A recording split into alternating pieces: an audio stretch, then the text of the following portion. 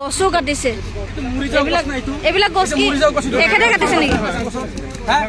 নমস্কাৰ, মই পুৰবী আৰু মই বৰ্তমান উপস্থিত আছোঁ জুবিন ক্ষেত্ৰৰ পৰা 900 মিটাৰ আঁতৰত থকা জুবিন দাই জিৰণি লোৱা সেই শিলচটাৰ ওচৰত।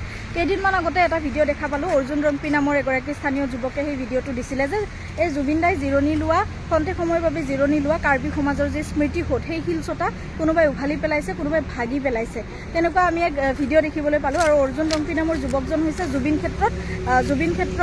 জুবিন দা নাইকিয়া হোৱাৰে পৰা সেই জুবিন ক্ষেত্ৰৰ লগত জড়িত হৈ থকা এগৰাকী যুৱক।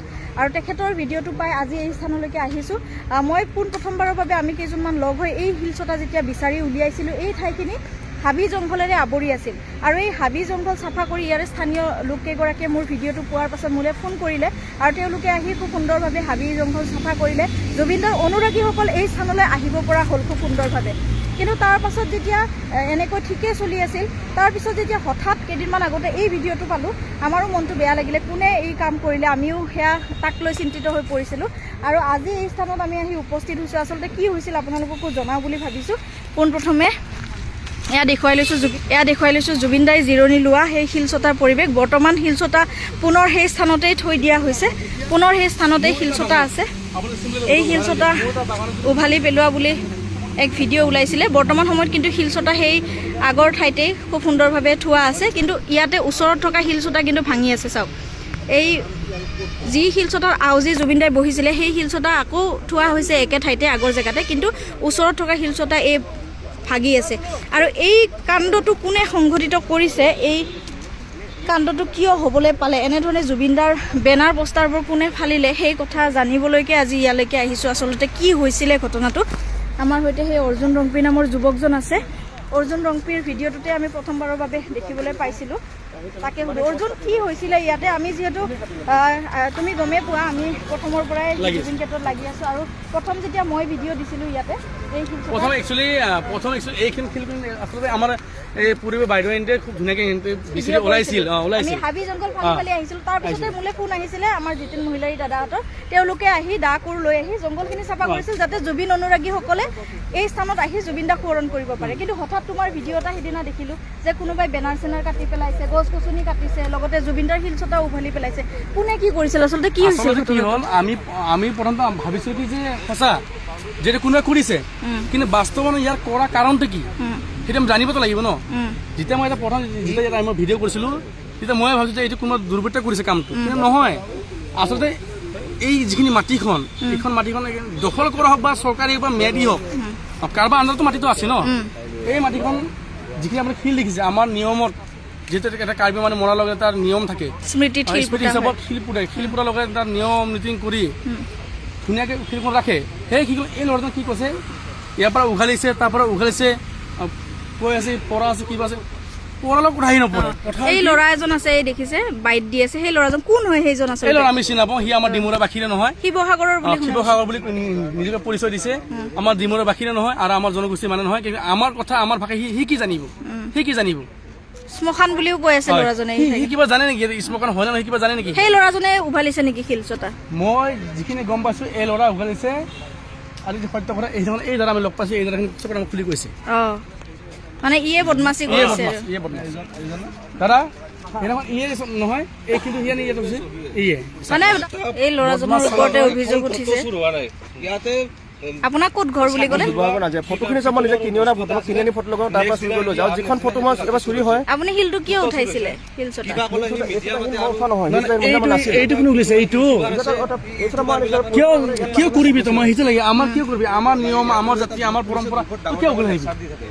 সেই শিলটো তই তই চুচি আনিছ, তাক অপমান হোৱা নাই? আমি চাই আছিলোঁ, কোনো প্ৰব্লেম নাছিল। শিলকেইটা তুমি ওলাইছিল নেকি? প্ৰথম নহয় আপোনাৰ ইয়াতে প্ৰথম কথা পইচা উঠিছিলে, গামোচা উঠিছিলে। মুঠতে ইয়াতে এতিয়া বহু এটা বিতৰ্কৰ সৃষ্টি হৈ আছে। এগৰাকী যুৱক এই স্থানত আমি দেখিবলৈ পাইছোঁ। হঠাৎ দেখিছোঁ এই যুৱকগৰাকীক, শিৱসাগৰৰ বুলি কৈছে তেখেতে। আৰু আমি জানিব পৰা মতে স্থানীয় লোকৰ পৰা ইয়াতে হেনো তেখেতে এটা ঘৰ সাজিবলৈ চেষ্টা কৰিছিল, যিহেতু মাটিখিনি ব্যক্তিগত সম্পত্তি হয় কাৰোবাৰ।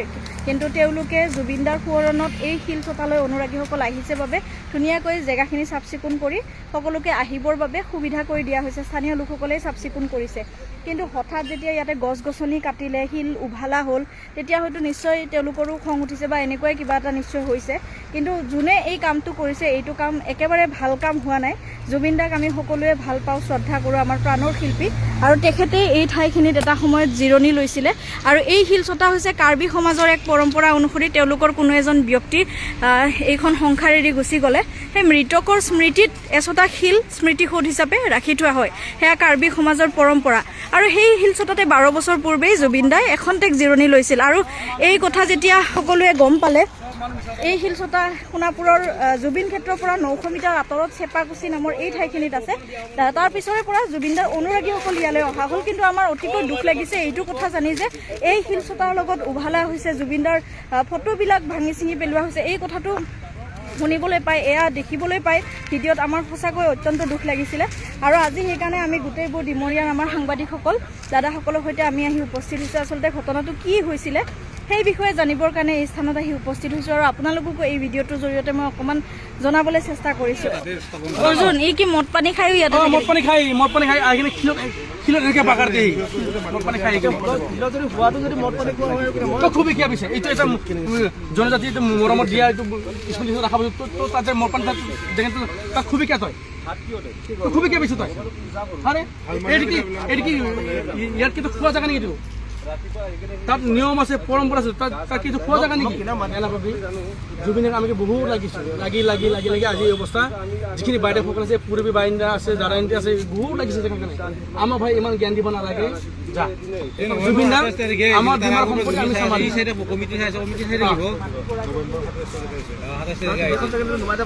তই আহিবি 2 দিন আহি পুৰা তই ইয়াৰ হিষ্ট্ৰীটো জানিব খোজ তই যিমানে হিষ্ট্ৰীটো তই গম পা নেকি এই শিলৰ হিষ্ট্ৰীটো কিবা গম পা নেকি শিল কৰ পৰা আনছে কাকে আনছে কিহৰ কাৰণে আছে তই গম পা নেকি মদ খাবি বাগাৰ দিবি গছ কোনে কাটিছে গছ কাটিছে নেকি গছ কোনে কাটিছে ইয়াৰে গছ কাটিছা তুমি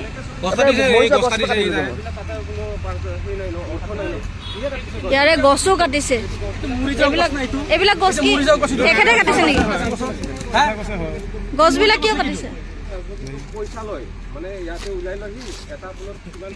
এইবিলাক গছ কাটিছে এইটো মোৰা গছ মানে এনে আগতে মই গৈছে গছবোৰ এইটো মোৰা নেকি চাং পুৰি বাইতে দেখা কাম নাই মোৰা ভাগি নপৰে এ গছ কাটিছে এইটো মোৰা গছ নেকি মানে এখেতে কাটিছে নেকি এইটো মোৰা এইটো মোৰা গছ এইটো এইবিলাকো পেলাইছে দলিয়ে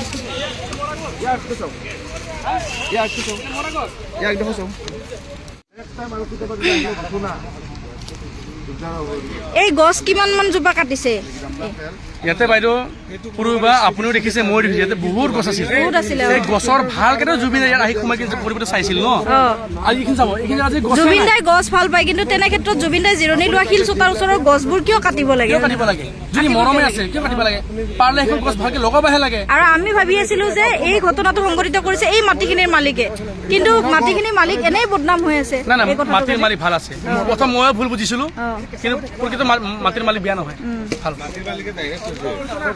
কি কৈছে মাটিৰ মালিকে মানে নাজানো মানুহে একজন বয়সীয়ালকে মানুহ হেৰি কৈছে যেনেকে আছে সেনেকে থাকক দে অনুৰাগীসকলে আহি থাকিব পাৰিব আহি থাকিব চলি থাকক কিন্তু এনেকুৱা কিছুমান লোকৰ কাৰণে মাটিৰ মালিকো বদনামী হ'ব লগা হয় স্থানীয় লোকসকলে মেইনলি ইনকামৰ পথ সি কৰি খাব একো নোৱাৰে গধূলি এলি ইয়াতে গাঞ্জা আৰু দুটা ছোৱালী আহে এটা ৰঙা স্কুটি লৈ এটা ল'ৰা আহে আৰু গাঞ্জা আৰু ইয়াতে কেম এটা আছিলে অপেনে দোকান দি আছে তাই কৈ দিব গাঞ্জাৰ ইয়াতে গাঞ্জা খাই মাল খাই ছোৱালীও দুটাই ছোৱালীও আহে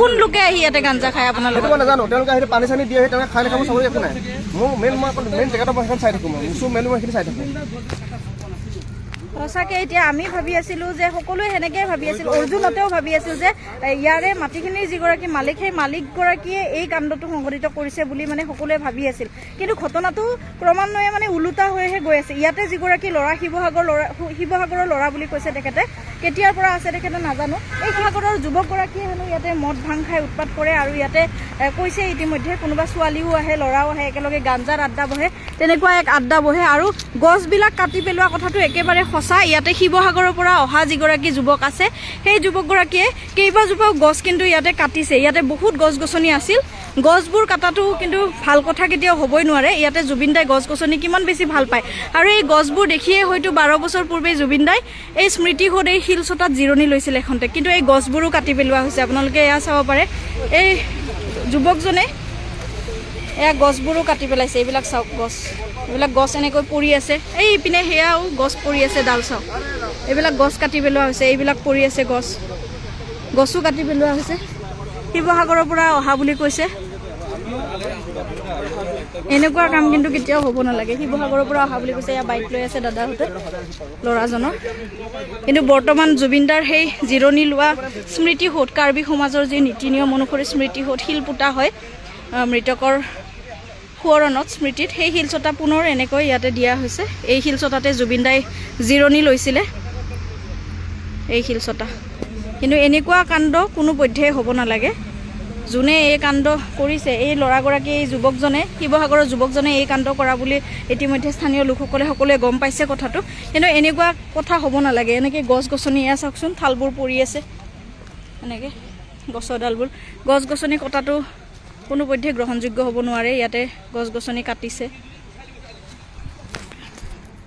এনেকুৱা কথা আচলতে হ'ব নালাগে। এই স্থানলৈ জুবিন দাক সোঁৱৰণ কৰিবলৈ, জুবিন দাৰ স্মৃতিত সকলোৱে আহে, এই শিলচটাৰ ওচৰত অকণমান সময় বহে, জুবিন দাৰ কথা ভাবে। এইখিনি বিশেষ ঠাইলৈ ৰূপান্তৰিত হৈছে এই ঠাইখিনি। কিন্তু তেনেকুৱা অৱস্থাত যদি এনেকুৱা কিছুমান কাম কৰে কিছুমান মানুহে অনুৰাগীৰ নাম লৈ, একাংশ ভুৱা অনুৰাগী বুলিয়ে ক'ব লাগিব, অনুৰাগীৰ নামত যদি এনেকুৱা ধৰণৰ উদ্ভণ্ডালি কামবোৰ কৰে, সেয়া কোনোপধ্যে কিন্তু গ্ৰহণযোগ্য নহয়। অৰ্জুনহঁতে কৈছে, অৰ্জুনহঁতে বিভিন্ন সময়ত এই স্থানলৈ আহে, জুবিন ক্ষেত্ৰলৈ আহে, তেখেতে আৰম্ভণিৰ পৰাই জুবিন ক্ষেত্ৰৰ সৈতে জড়িত হৈ আছে। কিন্তু এনেকুৱা ধৰণৰ কাম যেতিয়া হয়, সঁচাকৈ সেইটো দুখ লগাই কথা। এয়া চাওক, এগছি চাকি জ্বলি আছে আজি জুবিনদাৰ এই শিলচটাৰ ওচৰত জিৰণি লোৱা। এনেকুৱা কাম যাতে কোনেও নকৰে অনুৰোধ জনাইছোঁ। কোনেও যাতে এনেধৰণৰ উদ্ভণ্ডালি কাম জুবিন ক্ষেত্ৰত বা জুবিন ক্ষেত্ৰৰ ওচৰত থকা এই শিলচটাৰ ওচৰত যাতে কোনেও নকৰে এনেকুৱা কাম।